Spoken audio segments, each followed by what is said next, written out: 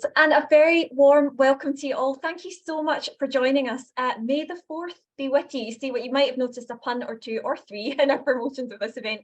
It's wonderful to see people from every corner of the CILIP community coming together to learn all about the professional knowledge and skills base. So my name is Kirsten. I'm the membership officer for CILIP Scotland. We're also joined by our graduate trainee, Leah. So if you need anything throughout, please don't hesitate to let us know. Just pop us a message in the chat and we'll be glad to get to it. I'm going to enable the captions now, if I can find my button. So you should be able to enable or disable them according to your preference using the bar at the bottom of your Zoom screen. And as you're aware, we are recording today's presentation. It'll be available on CILIP's YouTube, our wonderful YouTube channel, as soon as possible. So if you'd rather not appear in the recording at all, we'd suggest maybe keeping your camera off, but we do love to see your faces as well. So it's entirely up to you whether you want cameras on or off. Please do either way, keep your microphones on mute at this stage while we're hearing from our presenters. Although of course, later on, we'll have the opportunity to ask questions and we'll really welcome to hear your voices then. But it's an absolute pleasure to be joined by our two professional registration support officers, Gill Black and Elena Focardi, up at here at CILIP Scotland. I say up here because I know we've got people from all over CILIP today, which is wonderful. So they are going to be introducing us to the PKSB, to really whatever stage of professional registration you're at, whether it's certification, chartership, fellowship, revalidation, KM chartership. They are going to be kind of walking us through how we can make the most of this tool in the professional registration process and beyond. So I think that's probably all we need to hear from you. I know we've got a lot to get through. So I'll hand over to you now, Gill, and we will get the slides going and let's delve into the PKSB. Yes, so thank you everybody for logging on, and hopefully we can help demystify the PKSB somewhat. In today's session, we're just going to review the guidance that's available, just remind everybody where it is on the site. We are going to have loads of links on the slides, and then we'll be able to share the slides with you all later. We're also going to have a live demo from Elena, which is going to be great, so that there can be some examples of how to use the live site on an online demo. And we're going to try and answer some of your questions. Now, the other thing that we're going to do, and not everybody obviously may wish to do so, but we'd really like you to join in if you can, which is a shut up and write part of the session. So it's a tool that really benefits from being used, we feel. So we've recommended that you have your CILIP website login handy, and we'll set aside some time towards the end of the session where we would ask you to go microphones off and cameras off, open up the PKSB and make some progress today, so that by the time you finish this session, you feel that you've actually achieved some movement on whatever stage you are currently at. So if you're right at the beginning, we'll be encouraging you to start selecting areas on the tool to evaluate yourself. Or if you're a wee bit further down, review your development progress to see how close to your targets you're getting. For anyone who doesn't have a login or can't access the PKSB live today, we will stay online and have our versions of the PKSB open if there's anything you'd like us to point and click at or anything specific you want to ask about. And if we move on to the next slide, oh, in fact, can we move on 2 slides, Kristen? I've gone way ahead of myself. Cool. So, introduction. The CILIP Professional Knowledge and Skills Base is the sector skills standard for the whole of the information, knowledge, library and data professions. It outlines the broad range of skills and knowledge required by those working in these professions and has been designed in consultation with employers, practitioners, sector experts and learning providers, and it's specifically for our members. It is in its 2nd iteration though, so if you started your professional registration journey before 2021, please make sure that you are looking at the online version to make sure you have the correct numbering and the up-to-date version. That's just a wee heads up. So, how to find the PKSB? You can access it directly via URL that we're giving you there, but one thing that I would recommend doing is get to it through the quick links option on the CILIP profile page. And the reason I suggest that is because we want people to go into the group areas of the professional registration area of CILIP website, because that's where loads of good information is, and quite a lot of the things that I'm going to be suggesting you read or access are available from these group areas. So it's really good to get used to going in, making sure you're always logged into the CILIP site and going into your groups, reading the forums, and accessing things through the quick links on that site. You don't need to have a separate login anymore. You used to, but now it's just once you're logged into the CILIP website, you can click on the quick link. There'll be a pop-up window. You just need to click submit to be taken to your PKSB area. So the next slide is just loads of guidance that we recommend that you read or look to for reference. Now, obviously, we're not going to click through on all of these today, but this is just a slide that when we share later, you guys can have a really good play around on. The one thing that I cannot emphasize strongly enough is please download and read the professional registration guide for your chosen level of registration, certification, chartership, or fellowship, because so many of the questions that the PRSOs come up against week in, week out are actually answered by just a very close reading of these guides. They're full of information, especially on how to format and actually submit, because that's quite confusing, and it's all to do with zipping your files and your word limits and your file size limits, and it's all in there, and highly recommend. There's also recorded training, although you are, of course, here. And one thing I'd really like to highlight is there is actually a PKSB guide specifically for those in the healthcare sector and how it applies to the healthcare sector. So if that is the sector that you are in, please do have a good look at that, because that's useful extra information. And that once you're in the PKSB, there is actually a help page link. Now, if you're on the website, this is in the top menu, which you can see I've taken a wee clipping of there. But if you are on a tablet, which Elena will show you later, most of these top level menus have been popped into where Kristen is waving the mouse around happily, the little chevron menu bar, if you go to the side. Lovely. So next slide, moving around the PKSB. Now, over the next 3 slides, I am basically going to repeat the same thing about 5 times. And you'll get really bored of it. But honestly, this is the question that we get asked more than any other in relation to the PKSB. What do all the terminology mean? Because everybody knows you have to select 10 to 12 areas of the PKSB, and you just say that as if it doesn't mean, as if it doesn't have any problematic part of it at all. But the question that everybody asks is, what exactly is an area of the PKSB?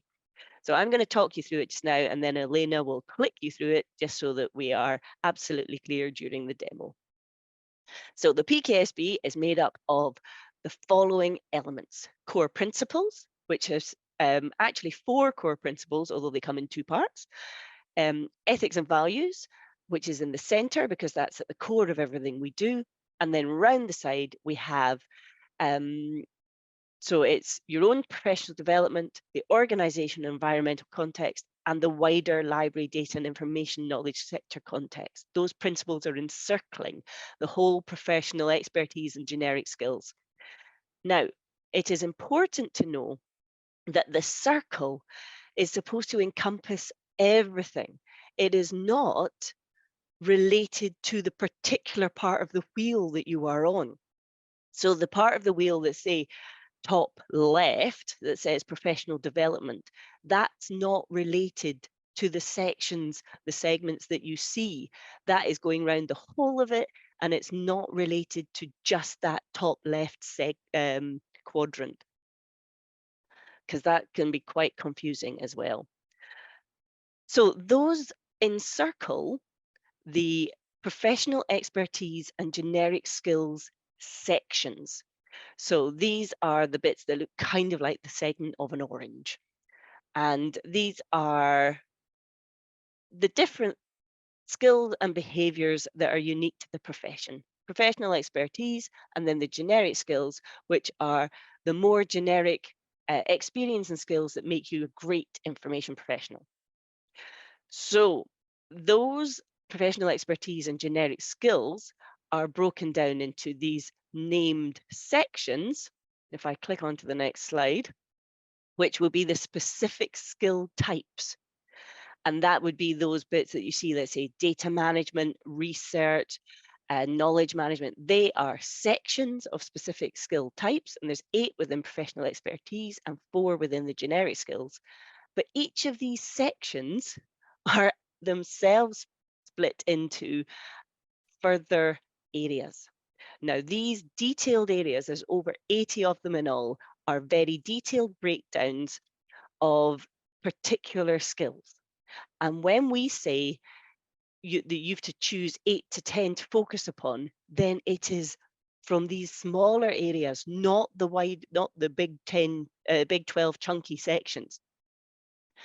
For general chartership and general fellowship, you have to pick 10 to 12 areas, and they can be areas from any part of the PKSB, including ethics and values. So it's 80 detailed areas within the sections, and you pick 10 to 12 from wherever. There are some restrictions on which areas you can choose for the KM chartership and fellowship routes, so that these align with the international standard for KM. Believe is BSISO 30401.2018, 2018 even. And as we specify this narrower focus, because it has to be from particular areas on the PKSB, we're only asking you to do 8 to 10 areas, but I'm going to give you more details about that towards the end of the session.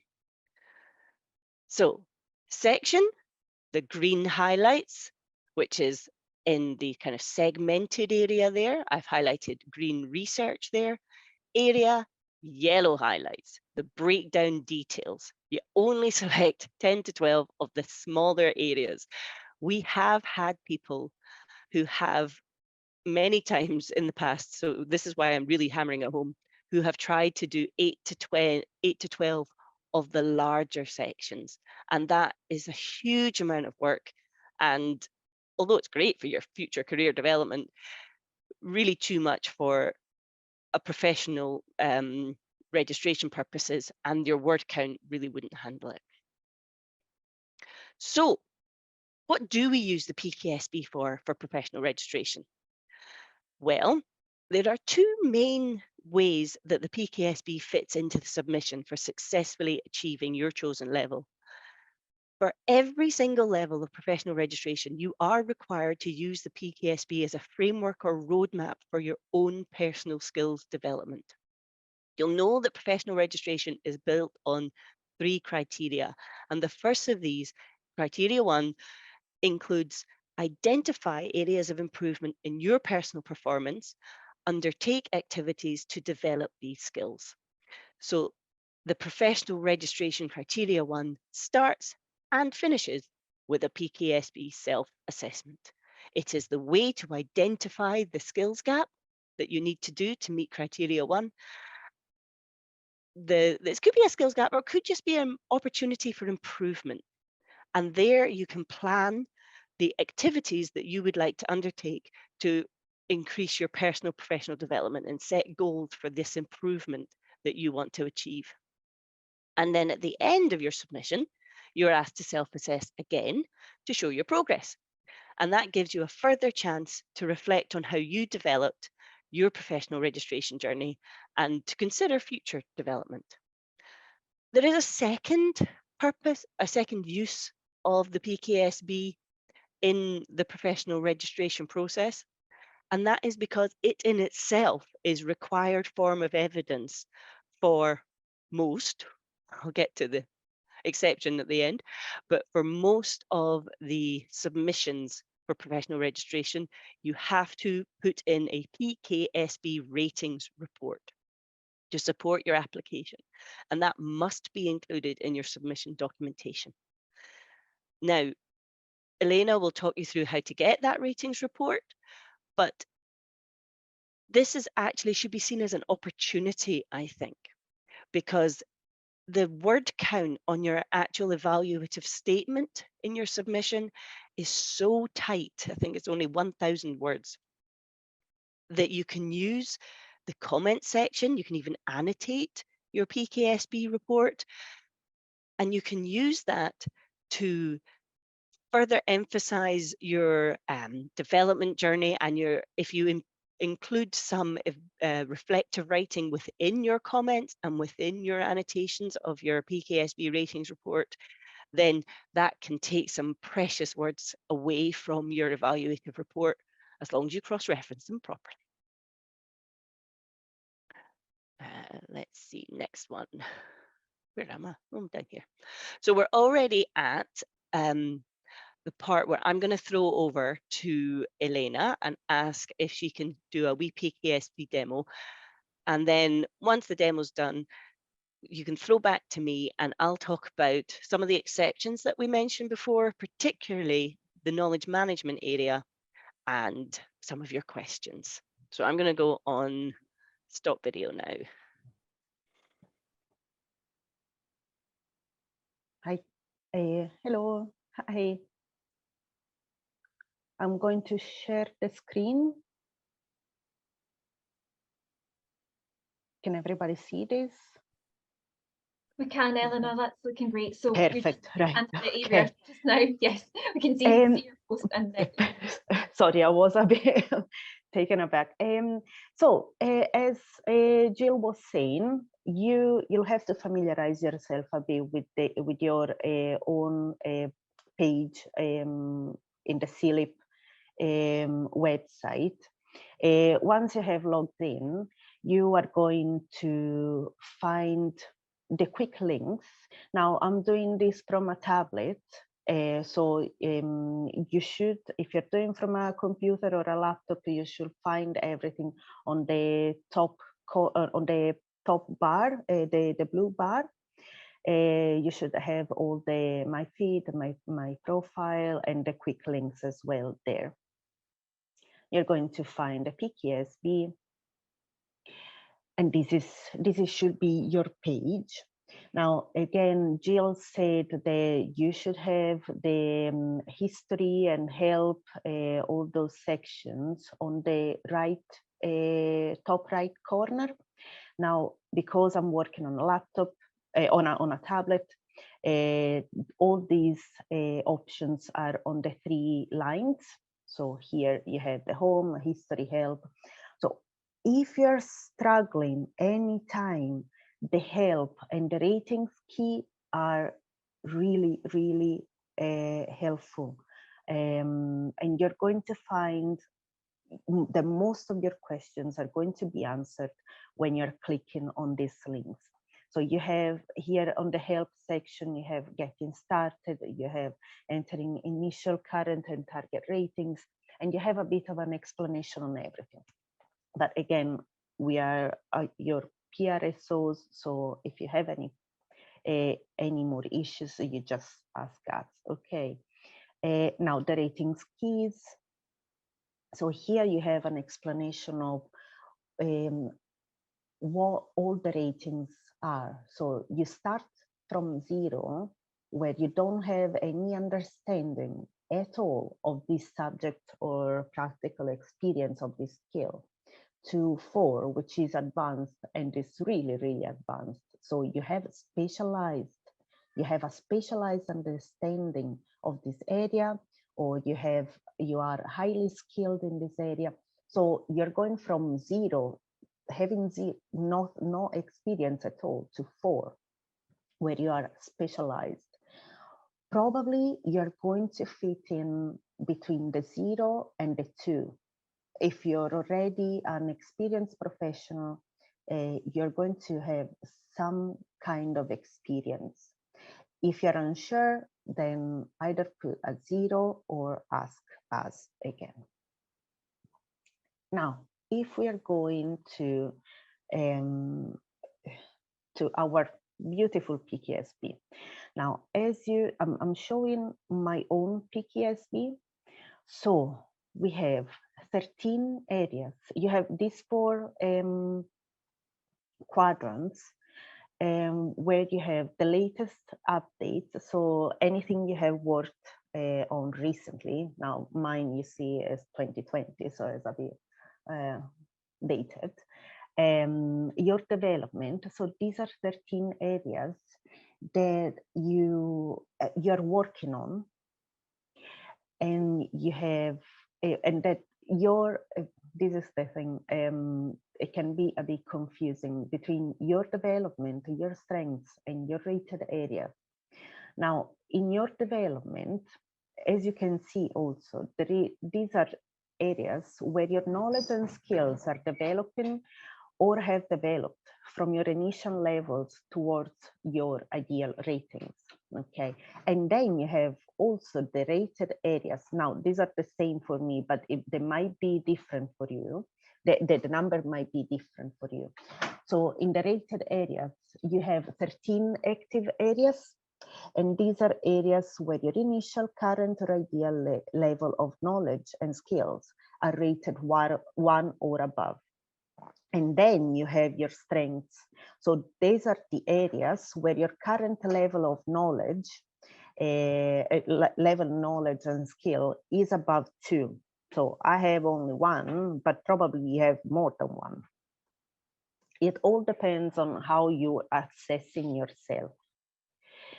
Now, if you're clicking on any of the section, okay, so data management, you have an explanation here, a description of what the data management section is about, okay?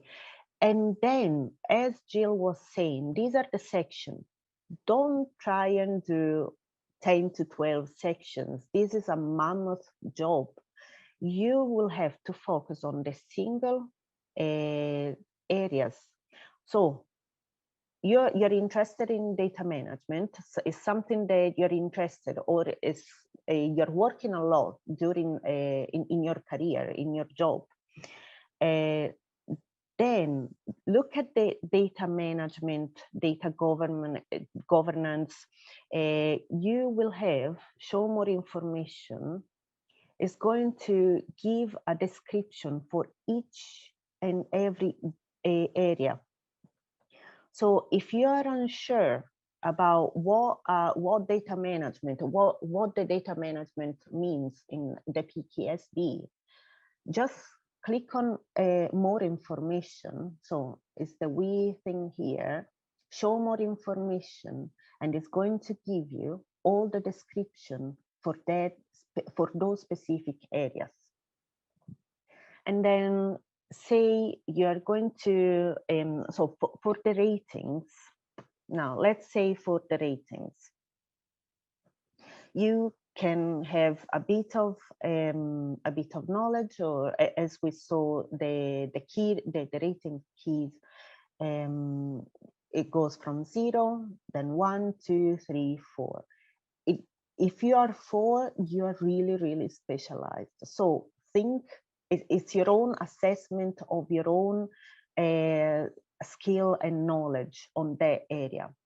Be totally honest, because you'll have to work on this. You'll have to work throughout your professional registration process. You'll have to work on these areas.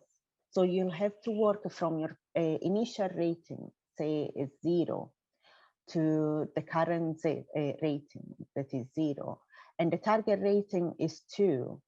Even if it's 2, you'll have to work towards that. Now, you're not going to be assessed on the actual ratings. What you're going to be assessed is your development. Okay, so you'll have to move from one rating to a higher rating. Although sometimes this is not possible because you haven't managed to do any activity, you haven't managed to look at any webinar or to go to any conference or that covered a specific area or a knowledge or skill. That's fine. put in the comments. So the comments section is quite important, because there, as Gill was saying, it can take away some of the word count, some comments that can be that are done here. You can avoid to put them in your own in the reflection in the reflective statement. So that would take away from the 1,000 words less if you're commenting here. But also the comments are really precious, because you can say, I haven't managed to work on this specific skill area because this and that. You don't even have to give an explanation, but it's useful to use the comment sections to say, I haven't managed. But also the comments can be used from the very start to highlight specific training needs, accomplishments, points of interest along your journey towards the target rating. And you can add brief reflections on how you progressed against your initial plans. So this is your development plan, and use the details in the comments fields to record what you want to achieve and how you might go about it. Now, in some cases, you may undertake skills or knowledge development that broadens your skills and knowledge base, and that is important to your personal performance, but that doesn't uplift your rating. This is especially true when you are already an advanced practitioner. So in this case, make sure that you note and comment on this in the box, in the comment box. So again, the comment box is really, really an important tool that you have. And we know the PKSB, it's a love and hate tool, but especially when you're beginning, because it can be overwhelming. There are so many things you have to consider, from the core skills to the to all the areas, and it can be confusing, but hopefully we can help you with that. Now, another thing that is very important, as Gill was already mentioning, the ethics and values. So the core skills, which are in the ethics and values, and the encircling professional development. Let me see if I can show you just here. Right, the ethics and values are really, really important, and they should always be included. So see, you give an initial rating, then a current rating and target rating. Okay, so, and then in the comments, you're going to say, how did you go to, did you get to that specific rating, and what maybe you want to do to get to your target rating. Now, and the encircling part of the wheel. So the professional development, organization, and the environmental context, and the wider library, data, and information and knowledge sector context. See, you can click on them and give a rating there as well, and it will be it's quite important to give a rating there as well. Now, this is something that you can do probably at the end as a last action that you can take before concluding your PKSB. So say at the end, at the second self-assessment, you could do this. It's not, although it's very important, because it's understanding the benefits of continued learning and reflection and other skills and knowledge things. it will be good to have it at some point at the beginning, but it's just to give you an understanding to the assessors that you understand your professional development, your organization in the environmental context, etc. So now remember the purpose and focus for using the PKSB tool at this time at the beginning is achieving professional registration. So always have in mind how you intend to meet the 3 criteria for your award and how you might evidence your personal professional development. And the assessors want to see progression that underpins improvement in personal performance. Now, when you're preparing for submission, you are interested in the rated area report. So if we are going back, I'll show you. Is this, so you see the 4 quadrants, you have your latest update, development, your strength, and your rated areas. The rated areas, so the 4th quadrant, is the one that you want to download. These are the areas where you're going to be assessed. So you these are the you should be downloading this report as after you have completed your self-assessment just before submission. So you should have worked on all these areas, or say that you haven't managed to work on 1 or 2 areas. And this is the report that the assessors are going to refer to when they're assessing the submission. And in particular, your evaluative statement and its supporting evidence that show how you have met the 3 criteria. It is not in itself assessed, so they're not going to assess your PKSB. So they're not going to look at how you have worked on your PKSB. They want to see the reflection and the development, how you have developed and you have progressed. I think of it as providing a context for the submission, and it can also act as evidence that you identified areas for improvement and planned and undertook activities to develop skills. Now, in case you wanted, I think there was a question to delete areas you no longer wish to be rated. You'll have to unfortunately go and reset each rated area individually. So say, for example, areas. I don't want to be, oh, why is not showing? No, see, let's get to the things. Let me see.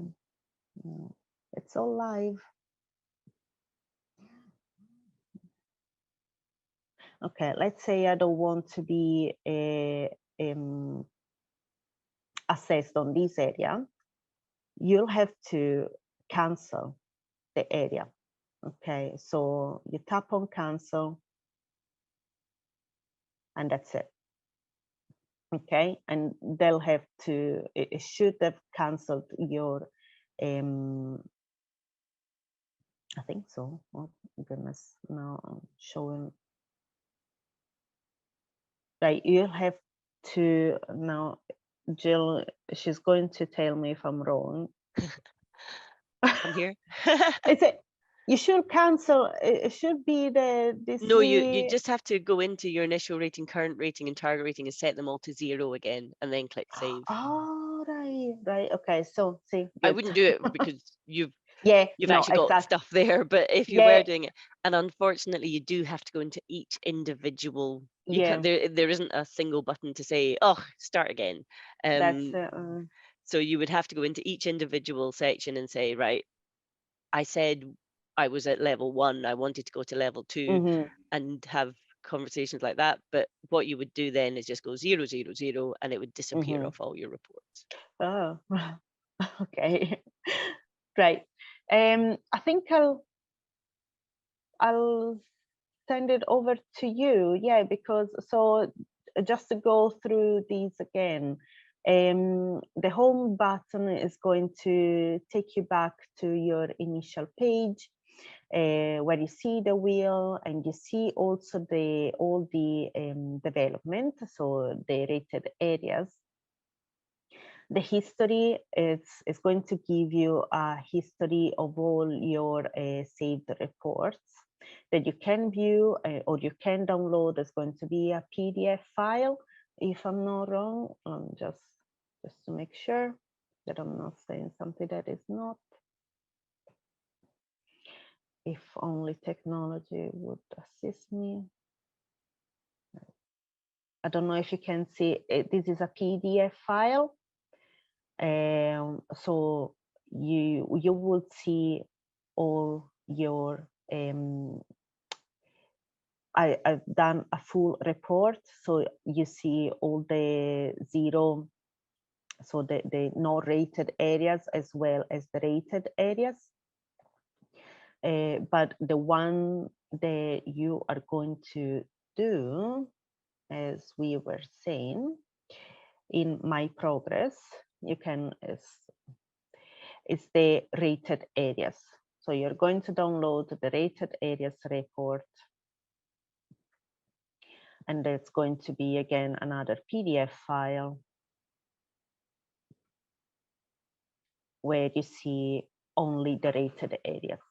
So this is the one that you want to download when you are submitting your, well, when you are preparing to submit your application. Okay. So going back.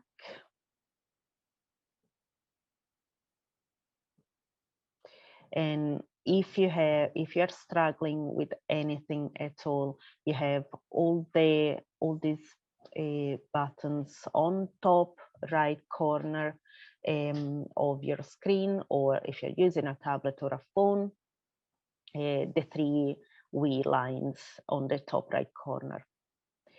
Now, I think I'll pass back to Gill.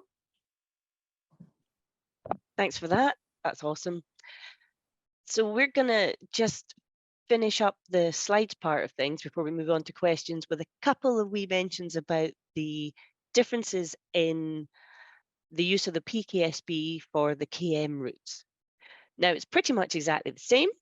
The KM Chartership and Fellowship uses the PKSB in the same way as the general routes, but there are separate candidates guides and separate groups on the CILIP website, so please make sure you're accessing the correct information for your chosen route. The main difference, as I alluded to earlier, of the PKSB to the KM Chartership and Fellowship is in fact that the initial choice of areas is limited to these red areas that you see above on the screen here. Because we are limited, there are also limited the numbers of areas that you have to choose. So instead of 8 to 10, instead of 10 to 12 areas, you only have to do 8 to 10 because you have a more limited number that you can access. There are defined percentages that that CILIP wish you to look at for these different areas for whether you're looking at chartership or fellowship. We've just popped them up on the slides there because they won't be relevant to everybody, but it's important to know if you are going down this route. One last thing, if you are already chartered and using the conversion route, you don't actually have to use the PKSB report at all, because all you need to do is a shorter evaluative statement. But you should be using the PKSB as a guide to the skills and expertise that you are expected to demonstrate in light of the 3 criteria. So you're still using the PKSB as that roadmap, but you won't be actually downloading the report as part of your evidence. Here's a picture of a puppy. Woo! This is just to brighten things up because, yay, PKSB is for life, not just for chartership. This is my wee sales pitch because I do appreciate that most of you will be here for the purposes of current professional registration. You're working towards something, and the PKSB has been designed to help you do that. However, it's also been designed to help you as an aid throughout your career, not just a tool for successful submission. So for the individual members, it can be used as preparation for your annual review. You can demonstrate your skill set using the PKSB to employers in pay reviews. You can plan for your longer term career development. You can map and demonstrate transferable skills for job interviews, especially if you happen to be going for a job interview out with the exact same discipline that you're currently in to show, but look, I've got all these transferable skills and I can prove that they're useful using the PKSB. Employers can use this as a framework for skills analysis, and they can help in targeting staff training. You can ask for staff training on areas in the PKSB, using the PKSB to show that they're valuable. Employers can use it to support workplace development. And if you're in the learning providing sector, it can be used as a framework for accrediting academic and vocational qualifications for use in the information profession. So PKSB is for life, not just for chartership. Now, we did have a bunch of questions already, so I'm going to answer those ones first, and then we're going to have a wee look at the Padlet. I'm having trouble finding sections relevant to my current job role. Well, first of all, we're talking about areas, so I'm having trouble finding areas relevant to my current job role. Now, we appreciate that not all knowledge and skills can be developed in all workplaces, depending on the type of role you have and the type of workplace that you are in. However, the areas of development do not all need to be relevant to your current job. It is about developing a career plan for the future and skills development plan for the future. There are a number of ways you could develop your skills in various areas of the PKSB that don't necessarily relate to your day-to-day job. For example, you could read journals, attend conferences, online sessions, or you could, if you felt inclined, you could volunteer in the committees of CILIP's regional member networks, like CILIP Scotland, yay, or special interest groups. And you can choose to develop an area of the PKSB which is not actually therefore currently reflected in your role. And don't forget what Elena was saying earlier about the ethics and value core principles. In fact, the assessors have already said that they quite like people looking at the ethics and values. So if there aren't any particular work-based ones that you think are relevant to your job, ethics and values can be relevant to any role. Somebody asked how to present evidence for an area of the PKSB if you've just done lots of small bitty activities towards that area of development. You can synthesize documents into one piece of evidence. So if you have undertaken a large number of activities to develop one particular area of the PKSB, you don't have to chuck in a piece of evidence for each. You could summarize them all into one document that reflects on what you've learned from your activities and how you have developed. There is a file size limit, which I think is 30 megabyte zipped on your submission. So this can also save on including extraneous and unnecessary pieces of documentary evidence. How much detail should you include in the PKSB? Is there such a thing as too much? Well, the guidance is that you can include brief reflections on your development in the comments. Remember, however, it is the development of the skill, not the detail of the activities that you undertake that's important. You need to reflect on what the activity meant for you and your development. Do not include unnecessary descriptive text about the what. It's the why and what that means. When submissions are not successful, assessors give common feedback that the candidate spent far too much time and too many words on the detail of the actual CPD and training and development activities they undertook without focusing on the reflection part. There is loads and loads of good guidance on the CILIP website in the candidates group pages about reflective writing, and I strongly urge you to look that out. Also, there are other courses like this, but which are only on reflective writing. So yes, you should include some detail, but there's certainly too much detail, such a thing as too much detail if it's on the wrong thing. We have, is there a time limit to completing and submitting? Short answer is no. but the member services might contact you after a couple of years to check you're still interested. What's the best length for a piece of reflective writing for the Chartership? Well, if you mean within the PKSB as itself, there is no maximum length, but go back to what I said about the details and how it should be really focused on reflection, not activity-based. And if you're talking about the evaluative statement in general, it's 1,000 words and not a second more. Just as an aside, that should be split reasonably fairly equally between the 3 criteria as well.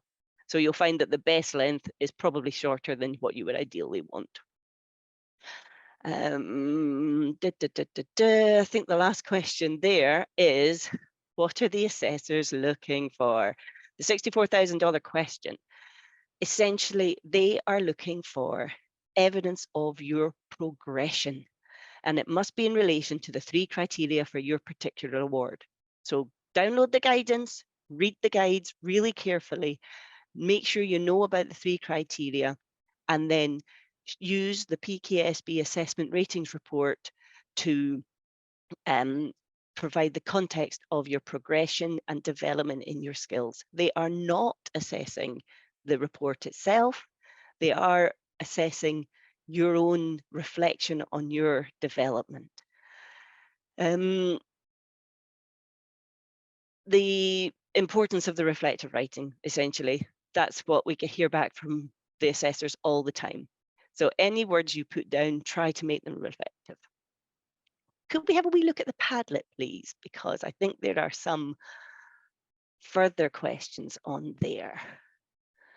Just bringing that up. And actually, in my own PKSB, in the comments, just on that idea of the length, it does cut you off after a certain, I think it's maybe 300 characters or so. Oh, does it actually cut you off?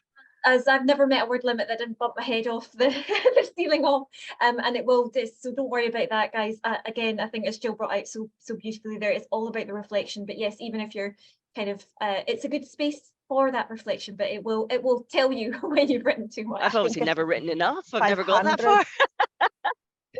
I think it's 500 words.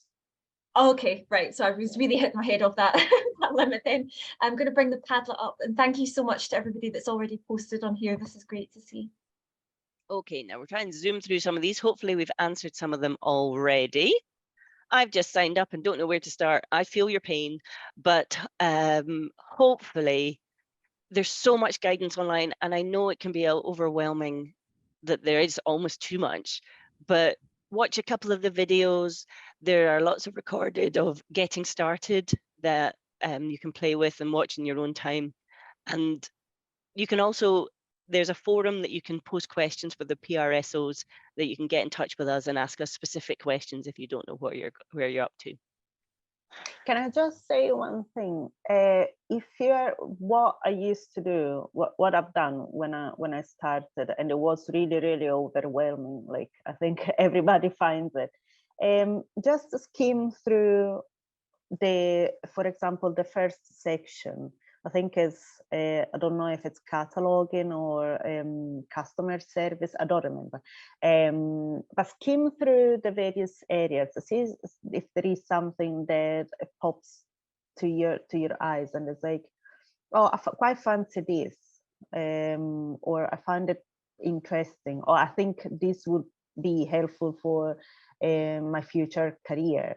And see if you can start working with that. So start with just one little area and see if you can go and maybe add a few others from other sections, because surely there is going to be something you are going to find interesting or that you're already doing in your current job, and you're like, oh right, okay, this I'm already doing this. I just put a wee one, or just to say I'm starting this. I don't know if it answered the question, but just, yeah.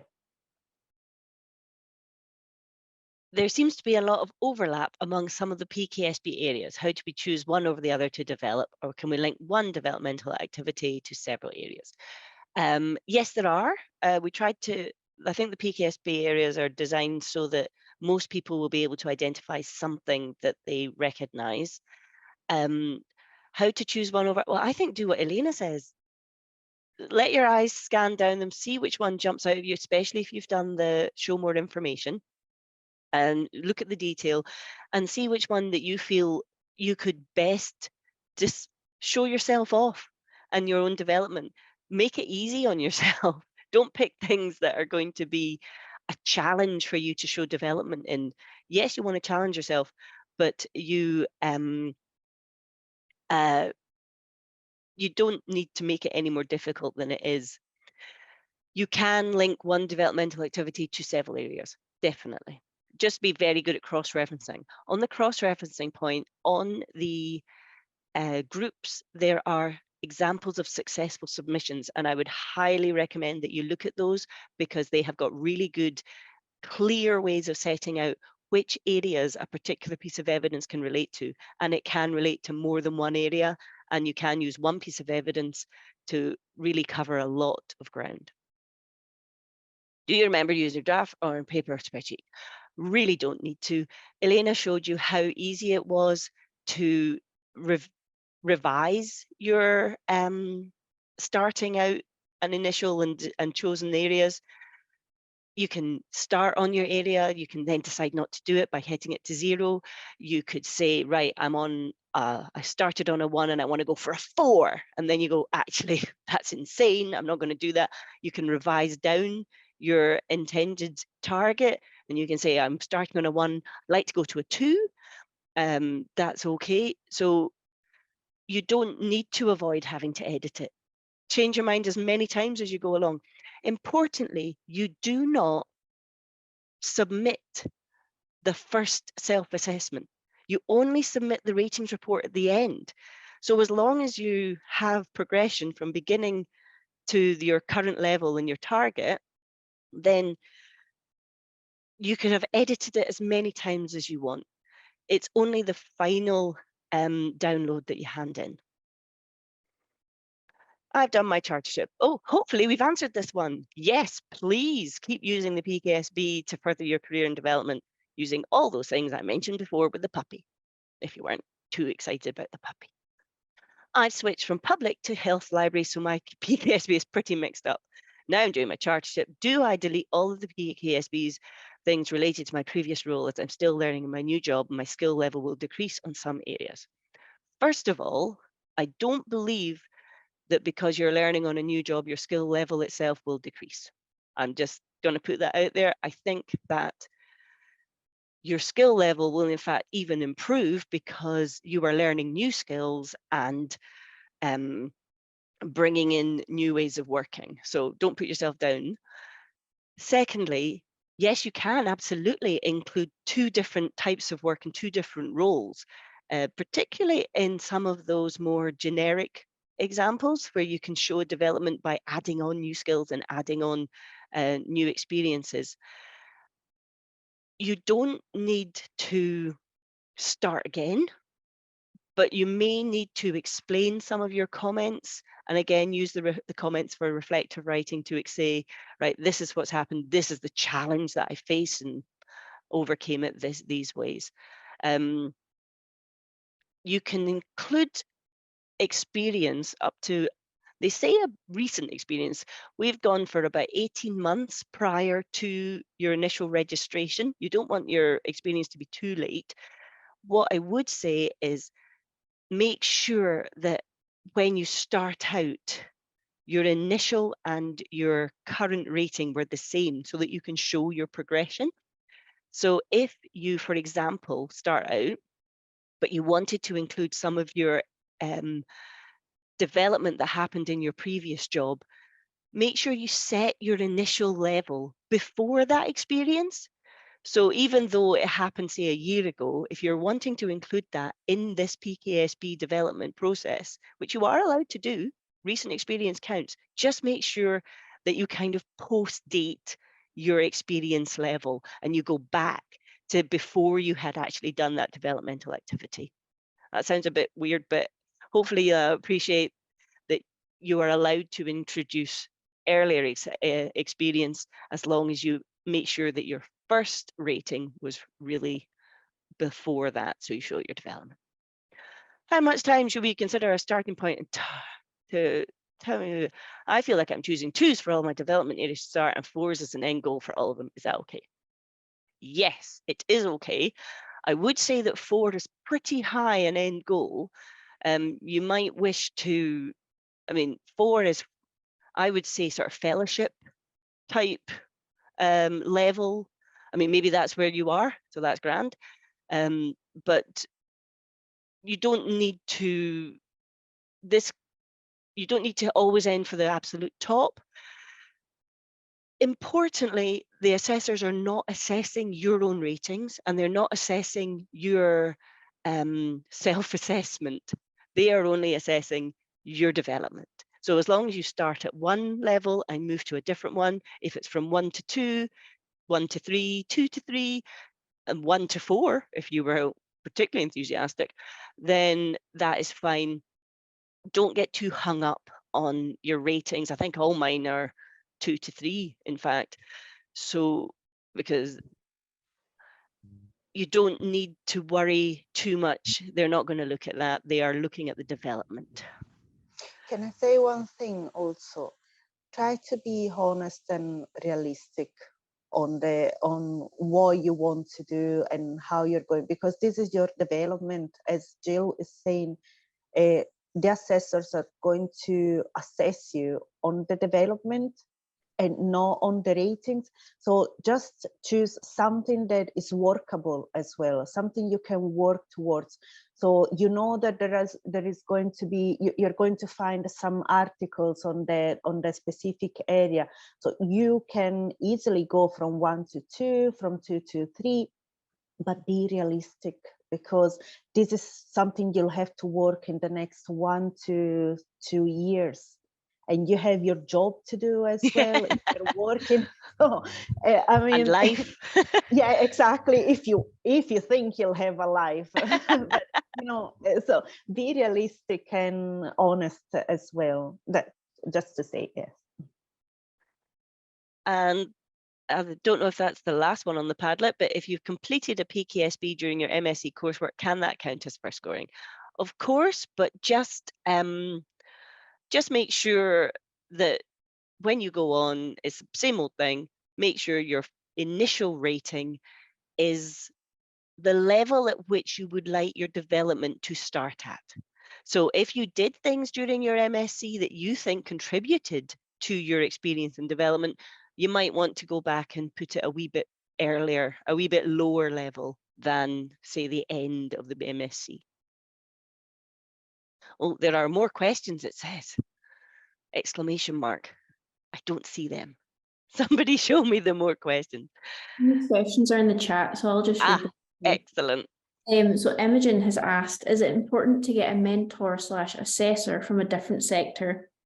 And any advice on which sector that should be if your career is public libraries? Okie dokes.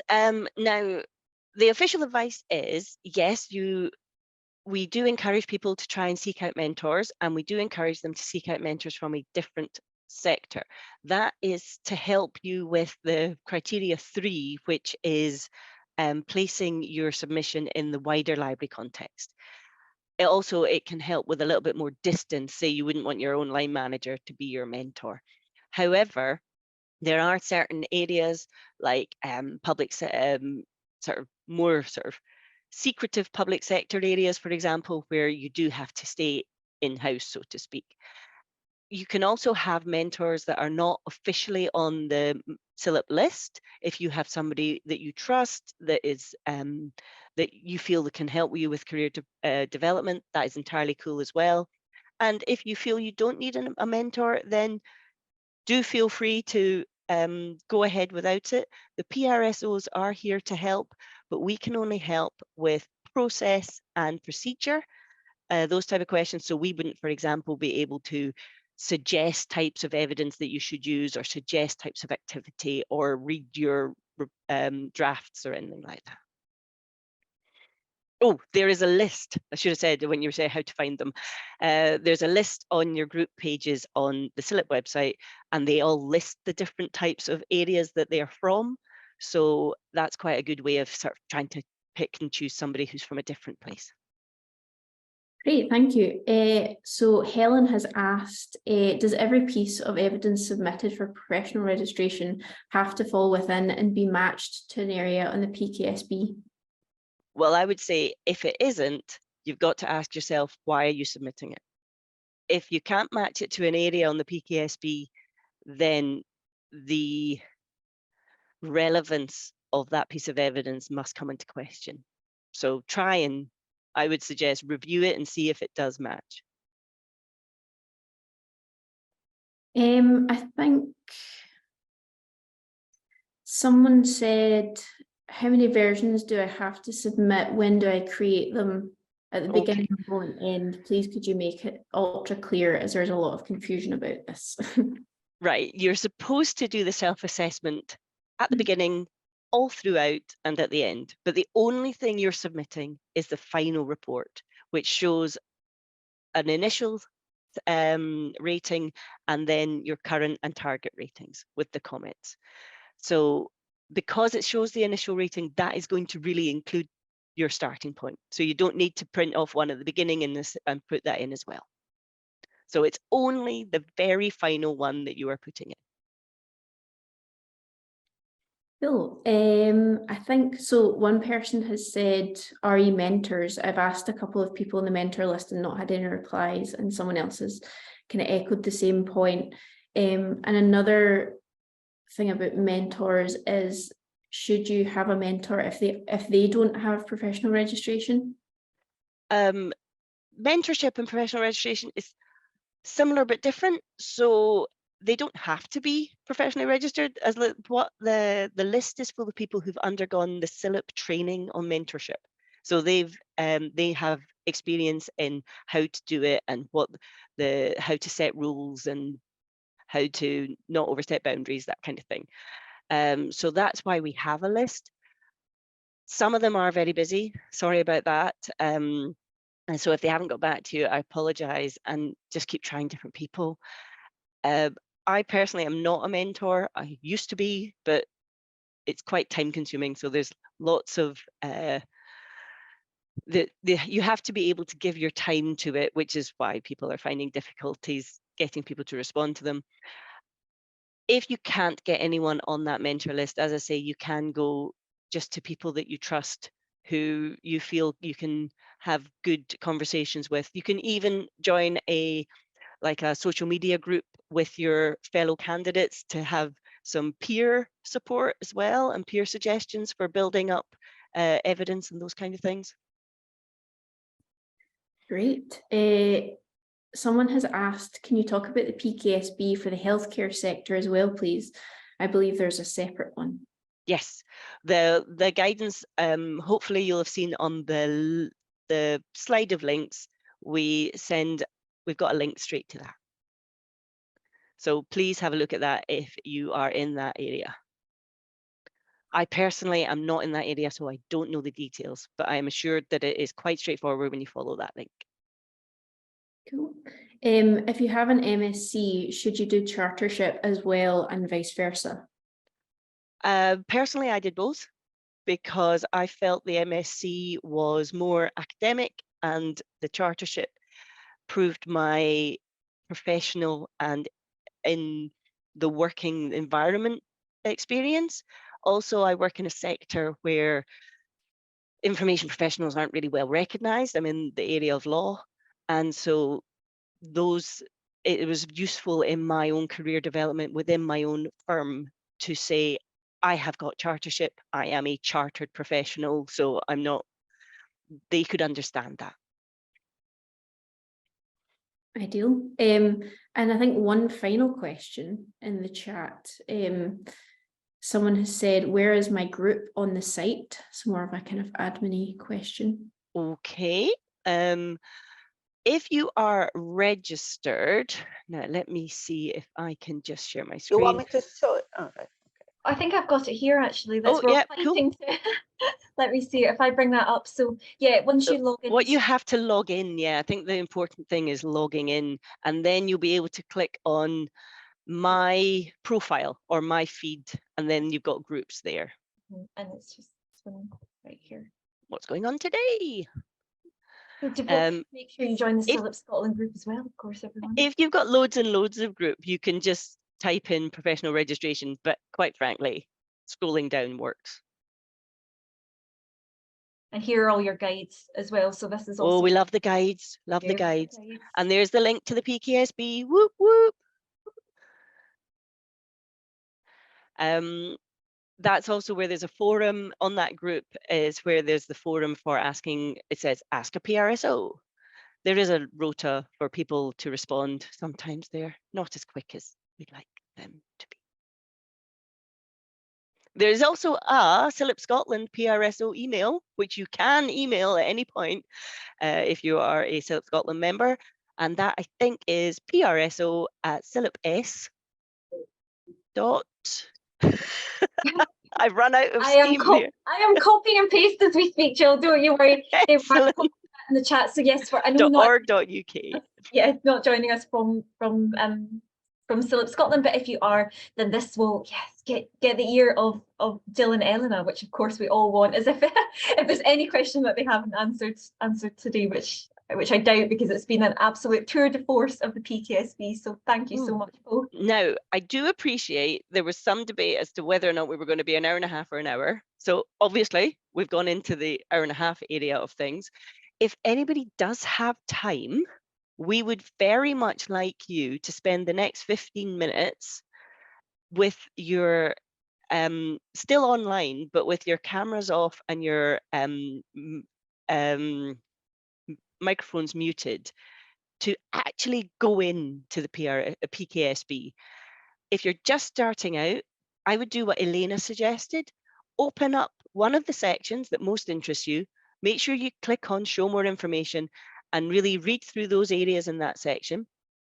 Try giving yourself an initial and target rating. The current rating should be the same as your initial rating if you're just starting out. You can remove these later, as we said, if you like. You can note down some comments about why you would want to develop this and what kind of activities you may wish. If you've already started, we would recommend that you look into your ratings report. Look through the areas you've already rated. Have you made any progress? If you haven't, maybe look through other areas, see if you want to add on any different ones that maybe, as Elena said, might be more realistic to develop and show you how well you've developed in this time. If you have done some development, make sure you up your rating in your current rating and add some comments. Try some reflective writing, short reflective writing, otherwise it'll cut you off. But we are going to stay online with our cameras on if anybody doesn't have access to the PKSB just now and would like to click through on anything. And if you have to go off now, which I totally appreciate because it's very busy, everybody is, then just want to say thanks for coming and hope you found it useful.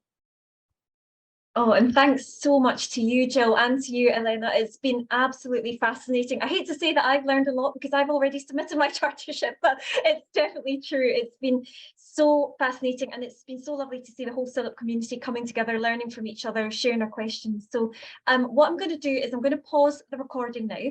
Then we can have our shut up and write session, which is fantastic. And then we will stay online. So I'll send a little reminder to everybody. I think about 12:25, we'll come back together, and I will also set up a little breakout room. So if you're really getting started, if you're stuck in anything in particular, the CILIP team, Gill and Elena, will be in there so that we're not disturbing anyone else, but you can still catch up with us. So yes, thank you so much to the two of you. Thank you to everyone for coming along. I'm going to pause the recording now and we will get stuck in.